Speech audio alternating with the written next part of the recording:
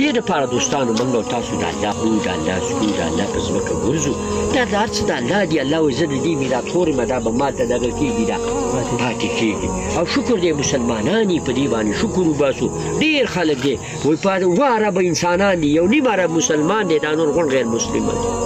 نو دوستان چې په کلمه د خدای زموږ د ټولو خاتمه په ایمان کې چې په غیر د کلمې نه انسان لاړی دنیا ته همیشه به په جهنم کې او قلوپونه به پسې لګېدلي ښه قلوپونه داسې قلوپونه به پسې لګېدلي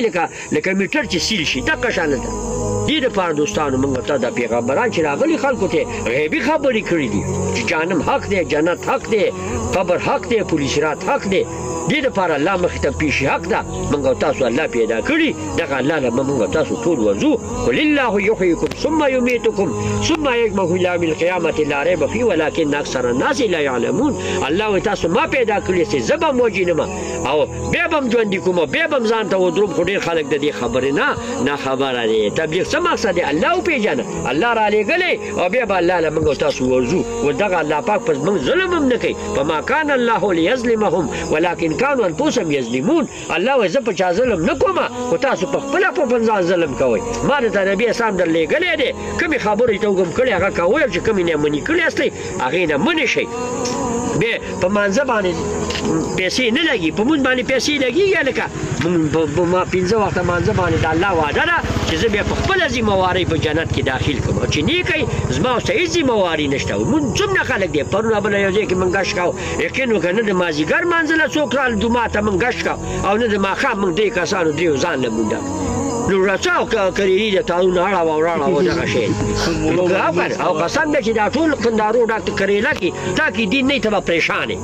او که نه پریشاني خو داسې نه لګي چې د پیسو څخه ختمي سپی په ټوډي کې کښېنوم خلکو ته سپی وایي او که بنګلې ته وخېږم خلکو ته سپی وایي الله وایي اولئک لنبلهم ادول دې د زناور نه هم دغه ده ستا مونږ د جمع څه نه د تلاوت د څه نه ذکر د څه نه د قبر غم د څه نشته او روان تورو کاندو قارو ته یو سړي ته مې ویل ما والله چې به دې په شکال کې خو دې ورکېږي ډېر په شکالونه به باندې بیا راشي دا خو یوه ورځ خو نه ده که نه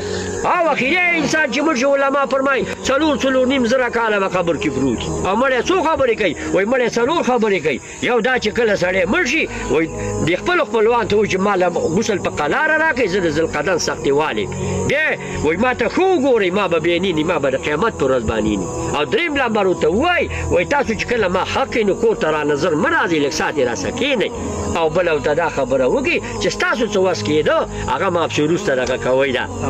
راولالېږئ که نه نو د دې دپاره دوستانو موږ او تاسو خپل لمونځ به دې شی شي په مانځه باندې د الله وعده ده ان الصلاة تنهی عن الفحشاء والمنکر بېشکه چې دا مونږ انسان د بېحیا او د نارواو کارونو نه منې کوي نو زموږ کور کې صحیح کېږي لکه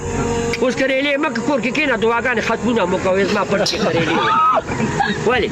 د ده په پټي کې به کریلې وشي هغه دین چې په کوم دین باندې د الله وعده ده ومن یبتغي غیر الاسلام دینا فلن یقبل منه فی الاخرة من الخاسرین الله وایي که زما د دین نه چا بله لار اختیار دا په لوی نقصان کې پرېوت بل ځای کې الله پاک فرمایي ومن اعرض عن ذکري فإن له معیشة ضنکا د الله د ذکر نه د الله دین مراد دی ستا مونږ د جمع څه نشته تلاوت نشته کال 19 بیا چې ستا غریبي ختمه نه شوه نو الله وایي زه به تاسو پریشانه کړم ونحشره یوم القیامة اعمى او بیا به د قیامت پر انسان ړوند راپاڅېږي بیا به د انسان وایي قال ربي لما حشرتني اعمى وقد كنت بصیرا ربی کې سترګو ته وایي الله زما خو په دنیا کې سترګې وي ما به لیدل کتل الله به ورته وفرمایي قال کذلک اتتک آیاتنا فنسیتها تا ته زما آیاتونه نه و درغلي تا ته چا نصیحت نه و کړی وکذلک اليوم تنسى ته په نن ورځ دقه شانته ښې نو چا ویل لال پوره به خدای راکړي خو د بادرنګ وخت به